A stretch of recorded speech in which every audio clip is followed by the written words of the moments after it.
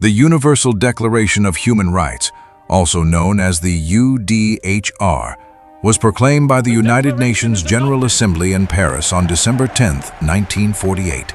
It set out fundamental human rights to be universally protected. It has since been translated into more than 500 languages. But now, 78 years later, it appears that this document has become embarrassingly old-fashioned. Words such as freedom, dignity, equality, and humanity no longer seem fully compatible with the observable reality of our time. Therefore, in the spirit of modern pragmatism, diplomatic convenience, economic realism, and well-organized cowardice, we proudly present the new draft of the Declaration of Men's Rights. Shorter, clearer, and better adapted to reality. To be voted soon, applauded quietly, and ignored officially. Allahu Akbar. Article 1. The rule of God, as interpreted exclusively by armed men, shall prevail over any obsolete nonsense, such as human rights, individual freedom, or equality before the law. Article 2. All human beings shall be invited to follow the only acceptable truth, as defined by those who imprison, torture, stone, hang, censor, and shoot in its name.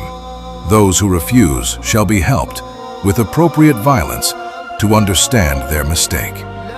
Article 3. Men shall have absolute authority over women. Women shall be treated not as citizens, not as minds, not as voices, but as sex toys under religious, legal, and domestic supervision. Sex toys have no rights but obligations. Article 4.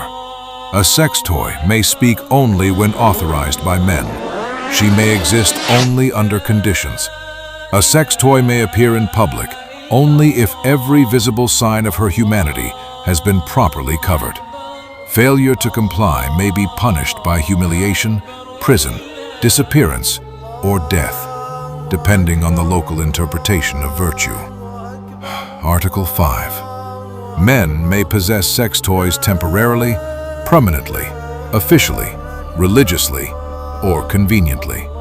All that is required is a formula, a stamp, a signature, and the silence of those who know better. Article 6. Nuclear weapons shall be recognized as a legitimate spiritual accessory for regimes that fear their own people. Threatening neighbors, destabilizing regions, and blackmailing the world shall be considered sacred sovereign rights. Article 7.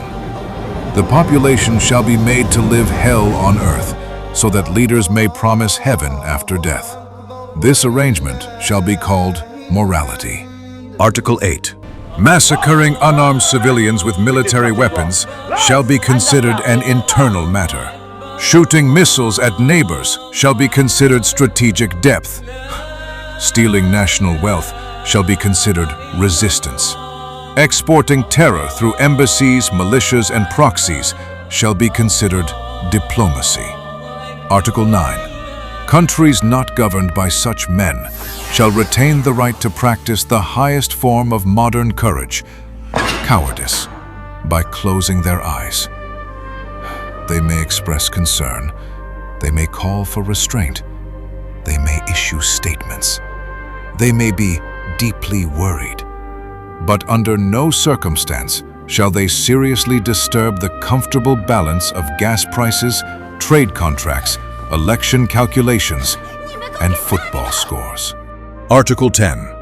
For the great democracies, the only truly universal rights shall be the right to cheap energy, the right to affordable eggs, the right to a peaceful weekend, the right to pretend that evil is complicated when confronting it is inconvenient. Article 11. Worst thoughts, worst words, worst deeds. This shall be the common slogan of the new civilization. Article 12. There is no truth but power, and cowardice is its prophet. This declaration has been issued in Tehran on December 10, 2026, in respectful memory of the old Universal Declaration of Human Rights, now retired for lack of practical use. Signed by United BRICS nations of the world, Iran by conviction, Russia by method, North Korea by instinct, China by discipline, France by hesitation, Germany by procedure, Spain by discomfort, the United Kingdom by calculation, and many others by silence.